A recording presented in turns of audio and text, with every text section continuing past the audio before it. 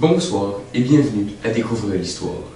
Ce soir, nous regardons en de grands détails l'histoire de la musique. Nous parcourons 5 grandes époques de la musique et, dans ces époques, nous y verrons de grands acteurs dans la musique et plusieurs faits marquants ainsi que nouvelles inventions qui ont été faites à travers de l'histoire. Okay. L'Antiquité est une période de la musique qui débute en moins 3500 avant Jésus-Christ, qui se termine au 6e siècle après Jésus-Christ. C'est une des premières époques de la musique et cette période est marquée par les 4 grandes puissances du monde, soit le Rome, la Grèce, la Mésopotamie ainsi que l'Égypte. Durant l'Antiquité, la musique est surtout utilisée pour motiver les troupes sur les champs de guerre, mais on l'utilise aussi dans certaines grandes églises pour les chants religieux. La musique était principalement transmise de façon orale, mais un peu de façon écrite. Cependant, il est impossible de multiplier les dossiers écrits car l'imprimé n'était pas encore existé à cette époque. La gamme utilisée à cette époque est le ut. Les notes utilisées à cette époque sont le ut, le ré, le mi, le fa, le sol, le la et le si. Aucun artiste n'est connu de ce temps parce que ceux-ci ne signaient pas leurs œuvres. La Renaissance est une époque qui débute au 15e siècle et qui se termine au début du 17e siècle. L'époque de la Renaissance est marquée par de nombreuses découvertes et de nombreuses révolutions, dont la révolution italienne.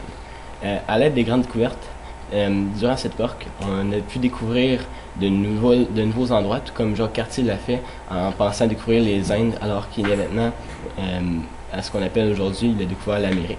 Maintenant, les tendances musicales de cette époque sont des tendances qui sont contrastées, les mélodies sont simples, ainsi que les mystères. De plus, l'imprimerie fait son apparition à cette époque, et cela permet aux musiciens d'acheter des partitions et de les apprendre par eux-mêmes. Les grands compositeurs de la musique de cette époque sont Josquin, Jeannequin et Palestrina. Le classicisme est une époque qui débute au milieu du 17e siècle pour se terminer au 19e siècle. Le 18e siècle fut marqué principalement de la révolution industrielle, où plusieurs inventions, dont la mule à Jenny et la machine à vapeur de James Watt, font leur apparition. L'époque classique apportera plusieurs choses à la musique, mais surtout la forme de sonate, la stabilisation et la définition de l'orchestre symphonique, ainsi que la partition de l'importance du chiffre de l'orchestre. La musique s'apprenait surtout des maîtres à l'élève, et cette tradition se poursuit encore aujourd'hui. Énormément de compositeurs ont composé des œuvres durant cette époque, et plusieurs d'entre eux sont célèbres encore aujourd'hui. L'époque contemporaine est la dernière époque que nous visiterons dans ce reportage. Elle débute au 20e siècle et est encore aujourd'hui l'époque dans laquelle on vit en musique.